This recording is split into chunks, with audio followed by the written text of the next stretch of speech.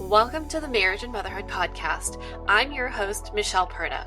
I'm a life and marriage coach, wife, mom of three, an Aries, and for my fellow human design nerds, a sacral manifesting generator. This podcast is for women who want to be happier in their marriage as they navigate their journey through motherhood, even if you're like me and you weren't shown how while growing up. In each episode, I'll be covering topics that will help you love and enjoy your marriage again without waiting until your kids are all grown up. And a quick note, you may want to pop your earbuds in if your kids are also listening, because nothing is left unsaid on this show, which means there may be times where something is said that you don't want them to hear. Are you ready? Let's dive in. Hello. Welcome back to another episode of the Marriage and Motherhood Podcast. So today I'm going to come on here and talk about partnership. Something that we all want in our marriage, but sometimes we don't know how to create that. Sometimes we are feeling stuck and just unsure of what to do to have more of that, to have a stronger sense of partnership in our marriage. And partnership is such a huge piece of what makes marriage feel easy. I guess not easy. I should say have more moments of ease, right? Have life feel like simpler. Because when we're doing it on our own, it can feel really challenging. But when we have someone who feels like they've got our back, things feel a lot more manageable, right? And so I'm guessing that's why you got married. That's definitely why I got married, right? I wanted someone to be there with me, to navigate life with, to be there for me, support me, and all of that. So we're going to be talking about that today, what it means to be a partner. When we talk about marriage, we talk about wanting partnership, someone to be there for us, but it's important to know what exactly partnership looks like for you, okay? Partnership is one of those things that a lot of people have a hard time sharing what it is that they want in it. And a common answer might be like, oh, someone to do life with me, someone to be my person, or someone who's there for me. And the mistake here is that describing what you want in partnership in these ways is kind of vague, right?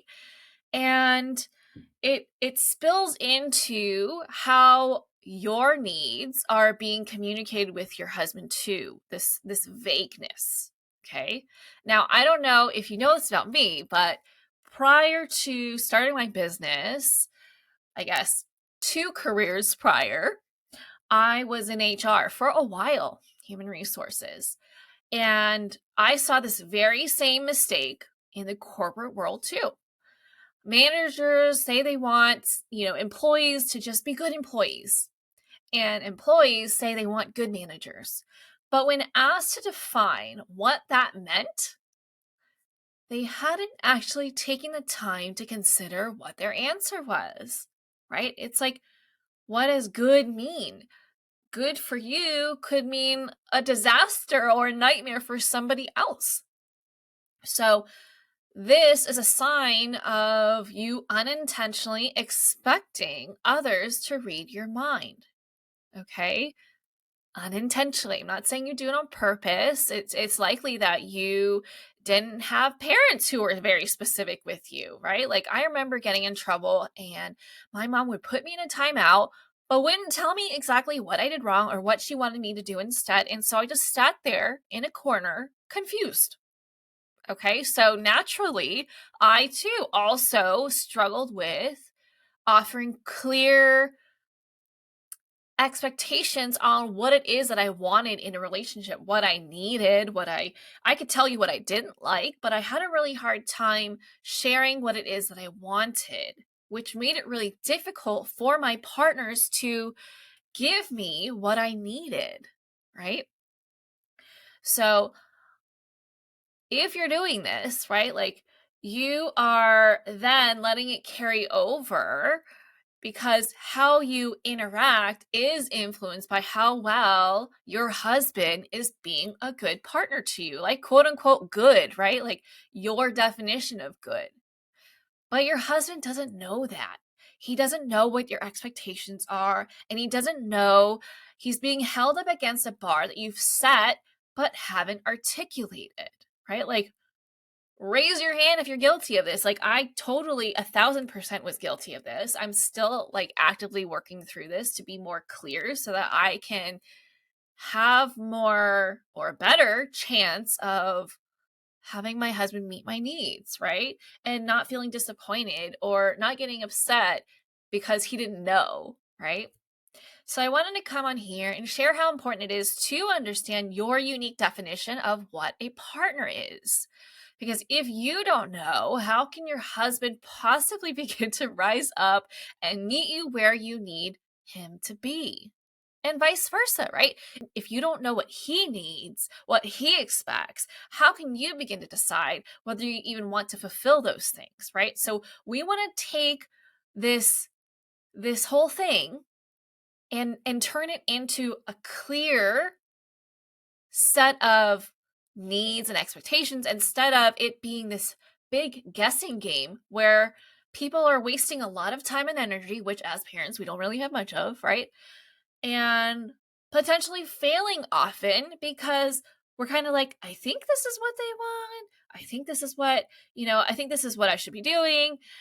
And it's just setting us up for failure as couples, as parents, and let's set us up for success. Okay? That's a huge part of increasing your odds of being happy in your marriage is to take the guesswork out of it. So let's dive into the qualities that you want to, or that you may want to consider when it comes to partnership so that you can gain the clarity and have better conversations surrounding partnership and also check in with how you're showing up as a partner as well. None of us are perfect, right? We all do things that can make it feel challenging for them to want to be around us and vice versa, right? Like none of us are exempt from annoying the other. So let's dive in. All right. So partnership. What the hell is it? What the hell is partnership? Well, first, let's talk about what it's not, okay? Partnership is not being your spouse's parent. I'm going to say that again. Partnership is not being your spouse's parent. You are parenting children together, but you are not parenting each other. Being a partner isn't telling each other what to do. It's not taking responsibility for each other. It's not reprimanding each other. It's not hierarchical in any sense where one person has more power or say than the other, unless it's consensual. But even then, it's subject to change at any time, right?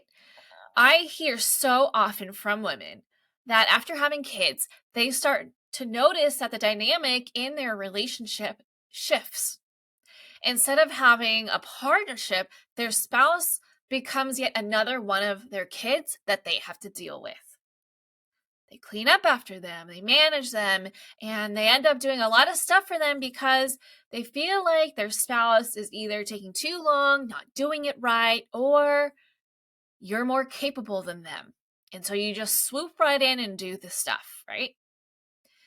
And I hate to break it to you if you are doing this, but doing this is what is creating your burnout. It is not creating connection. You may be doing things that are helpful, right? But it is not building partnership.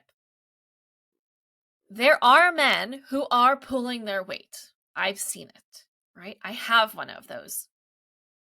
However, there are various reasons why there are men that aren't pulling their weight, okay? And the reasons can range from they didn't grow up learning that being a partner is more than bringing home a paycheck. It can also be that they want to be a partner, but maybe they weren't raised having chores prioritized, having that nurturing sense of, hey, this is how to be a good father, a nurturing father, one who prioritizes connection with the kids. And maybe because they're less experienced, they don't feel confident.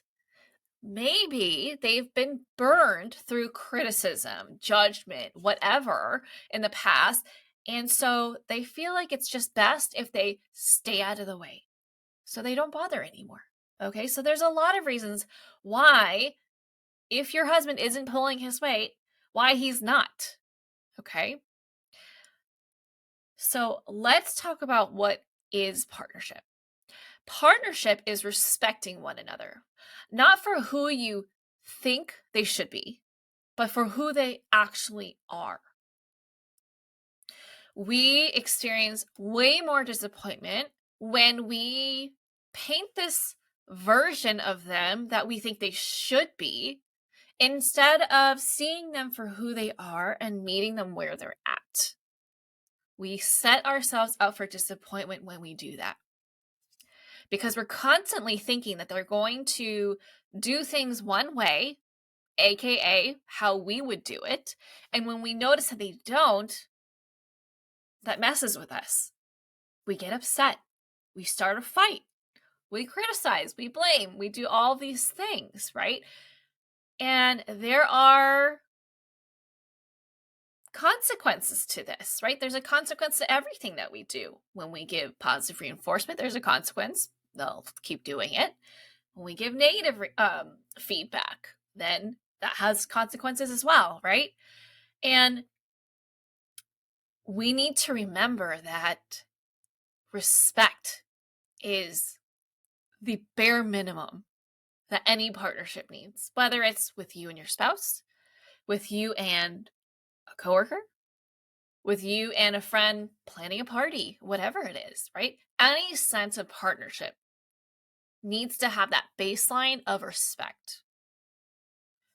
Partnership is also creating an environment that's built on safety and trust, so that you can each be yourself and express yourself freely, with respect, of course, right? Because sometimes when people are expressing them freely, sometimes it's disrespectful, right? Just no filter.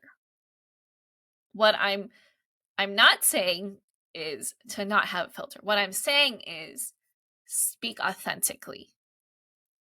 Share what your needs are, right? Taking personal responsibility for what words you're communicating, not just being more rash about it and just like, oh, well, what I said is what I said, it came out, right? I totally used to do that. And the whole, like, have you heard of that, what is it, a metaphor that what you say is kind of like toothpaste. Once it comes out, you can't put it in. No matter how hard you try, you just make a mess, right? So that has always stuck with me. Hopefully it helps you too, if you tend to have difficulty being mindful about how you're communicating and what it can imply about the other person. Okay, this is like a really big lesson for me personally. Partnership is also mutual respect with each other as individuals who have their own wants, needs, feelings, and boundaries. Okay, that means no codependency, right? Everybody has their own life, and they also have that chosen time that they do life together. But you get to have your own hobbies. You get to have your own friends. You get to go do things on your own. You get to do things that you need to fulfill yourself as an individual. Okay, so like me as Michelle, me being a marriage coach is really important to me because I feel like this is my life's work. Okay, I'm here to empower women and couples to live their best life, to learn the things that maybe you didn't grow up learning, and now you're really noticing it in your relationship because it keeps coming up, right? So, what is it that is your thing? What helps you be you, right? I'm a goofy person most of the time when I'm not like stressed out. And so I need to be able to laugh. I need to be able to listen to music. I need to be able to dance sometimes. I need to be myself. And so having that mutual respect for what makes you you, what makes him him, and honoring that. Creating space for each of you to nurture parts of you that are important to who you are, your whole being. Another aspect of partnership is keeping each other in mind when making decisions, right? Joint governance, not unilateral governance, right? This is not a dictatorship. It is a partnership where both of you are in it, both of you are impacted. And so communicating with each other what might affect the other person and taking them into consideration when making choices. Okay. Coming up with guidelines on like, okay, I don't need you to come ask me to spend $5, right? But maybe if you're like spending $500, we need to talk about that first, right? It's not about permission. It's about respecting the other person and keeping them in the loop and having a discussion about it. And this goes as far as like making plans too. Like, hey, I'm gonna go out today. Okay, you wouldn't just like go out and leave the kids with your partner. You just be like, you're on your own. Sorry. No, right? You talk about it. If you know in advance, you talk about it. And even if you didn't know about it in advance, you tell them as soon as you know so that they can make adjustments to what's going on with them and they can support you in having your own time and vice versa. Okay. Also, turning towards each other during conflict to resolve issues instead of against. This is a challenging one if you are still learning how to communicate in a healthy way with each other. It is very common for couples who are having issues to immediately turn into enemies, to feel like they're fighting against each other instead of working together as a team to figure out, okay, what is the problem? What's the solution? And how are we moving forward? Okay. Partnership is like, oh, this sucks. We're having a hard time with each other. Let's put our heads together and figure it out. What do you need? What do I need? Let's put that together. Let's figure something out so that we can have a win-win solution. Or one of us can compromise, but it's with consent. That's what partnership is, right? It's not always about getting your way. And sometimes there is no middle ground, right? But working together to figure out, okay, what concessions need to be made? Do we agree to that? Okay. Also, communicating with respect, openness, honesty, and vulnerability, right? Keeping each other informed is one aspect of that. Sharing details about yourself that help the other understand your inner world better. And sharing more about your fears, your desires, your goals, right? Things that maybe you keep inside. This is how you build connection in that partnership, right? There has to be a difference between your relationship and how you two function versus friends, people you meet at some random place, acquaintances, coworkers, right? What makes your relationship different? What makes it closer, deeper, more supportive? Okay. There's also taking responsibility over yourself, taking responsibility for how you feel, your experiences, your past, your triggers, your actions, right? Even if it's reactions, you got to take responsibility over all of that for yourself. So none of that, you made me mad kind of business. It's, I'm mad because when, you did this, it made me think of this. Not you made me mad. You make me feel such way. It's taking responsibility for, I feel this way. This is a really, really big one. And one that I hope that you take to heart, because this single one actually radically changed how I experience all my relationships and just life in general.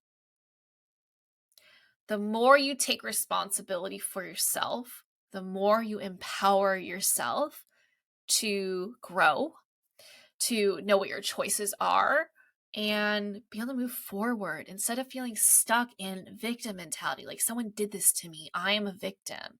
Why would someone do this to me? It's very hopeless. It's very disempowering, and I don't want you there. Okay? I do not want you there. So take that one to heart for sure. Another one is supporting each other's growth and goals with support and compassion, right? Like respecting and honoring that we each have our own thing and not getting in the way of that. We are supporting it. We're helping each other get to where we want to go in life. That is being a partner. Also, being there for one another, especially when things get tough, without judgment or criticism, or trying your damn hardest to not do that and calling yourself out, taking responsibility when you do find yourself doing this, right? Partnership is not about being perfect. I am so far from being perfect, right?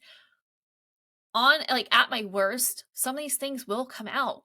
But the difference is I call myself out when I realize that I'm doing it and I repair. I do the repair work. That's what partnership is. It's not about being perfect, being like a robot, like, oh, I only can be kind 100% of the time. Like, try your best, obviously, but sometimes we don't have the capacity to. And then we realize, oh, shoot, I shouldn't have said that. I regret that. I feel bad. I feel guilty. I'm ashamed. You go back and you repair, right? You take responsibility for yourself. Partnership requires both people doing all of that, actively working towards doing all of that for it to feel strong. Okay? Marriage is not 50-50. Like, you're 50%, your husband's 50%. It's not. Okay? It's let me do my part, and when I have the capacity to, I will also pick up the pieces if you need me, right? It's not let me do my part and don't ask me to do any more. Okay? This is not like it's not in my job description kind of thing. Marriage is 100, 100. It's giving your all while understanding that your all can vary depending on the day or the season of life that you're in. It means taking care of yourself, and if you have the capacity to, help lift your partner up if they're starting to struggle a little bit. It means keeping your eye on the prize of what the ultimate goal is and keeping each other accountable so that you can keep your marriage strong. So, like, if that ultimate goal is feeling like a strong, connected couple, one that operates like a team, keeping that in mind, not letting his mishaps, his missteps change how you act in the marriage, how you show up. Okay? Because, like I said, we're all flawed, right? Sometimes we don't have the capacity to, and we kind of let our spouse get the brunt of the stress. And sometimes it looks like giving them grace or them giving you grace. It's a two-way street. Now, my husband and I are very similar in a lot of ways, but we're also very different in a lot of ways. And whenever we have moments where one of us is completely clueless about something and the other is more experienced, we laugh and say, that's why there's two of us, right? So partnership is about working together, right? Bringing the best sides out of each other and filling the gaps in that each of us have because none of us are perfect. It's leveraging the team, right? Like when you think about a team, you want to play to the strengths of the team and help each other out where maybe one person isn't so great at something. That doesn't mean doing everything for them if they're not so great at it. It's supporting them through it. So, with that said, consider what partnership means to you and how you're filling your role as a partner to your husband. Are there things that you can do differently to show up as a better partner for him? It's really easy to be like, I don't like our partnership. It needs to improve, and to start to point the finger at what he's not doing right or what he's not doing to fulfill your expectations of what you need as a partner. But you don't have any control over what he does. You have influence, But what you ultimately have control over is how you show up. And the nice thing about that is that if you're showing up to the best of your ability as a partner, it could encourage and inspire him to step up too, right? So do the things that you need to do to be a supportive, respectful partner to him. Have conversations about what you need from him as a partner and let him step up and leave all the blaming, the criticizing, the judging, the nagging, the fighting out of it. Just have conversations about what it is that you need, right? Share with each other your inner world so that you can get to know each other and feel closer and understand how your actions may impact each other. Now, two big pieces that help the success of marriage is knowing what it is that you need and then communicating it in a way that encourages him to step up for you, right? So what are the things that you're needing from your husband to get a better sense of partnership with him? What makes you want to be a better partner? Not waiting until he's a better partner for you to be a better partner, because then both of you will be waiting. Both of you will be miserable and frustrated with each other, right? Someone needs to lead the change. So this is why keeping your eye on the prize is such an important aspect of this, because if you don't, you can easily fall into the trap of resentment. Well, I'm not going to do that because I'm not getting what I need. So why should I do that? Okay, well, you can do that, but does that get you closer? Does doing that motivate him to step up, right? Or does it keep you in a cycle where both of you are unhappy in your relationship? You're both waiting on each other. You've both given up, right? So it's not about, why do I have to do it? It's about, well, I want this and it's important to me. So I'm going to do it because I'm going to go after what's important to me. I'm not going to wait. I'm going to be clear about what I need. And he can decide whether he wants it or not, right? But at least I can then say, I'm being the partner that my marriage needs me to be. So, if you're not experiencing the kind of partnership that you want right now, spend some time thinking about this. Journal about it, meditate about it, walk about it, like whatever it is that your method is to reflect, do that. And then email me or DM me what you come up with. I would love to hear from you and see what comes up for you. That's it for this episode. If you enjoyed this episode and you'd like to help support the podcast, please subscribe and leave a rating and review. I would so appreciate that. And if you love what I share here, then you're going to love and want to join my free private Facebook community that's also called Marriage and Motherhood. I hope to see and connect with you in there. Otherwise, I'll catch you back here next week for the next episode. Bye.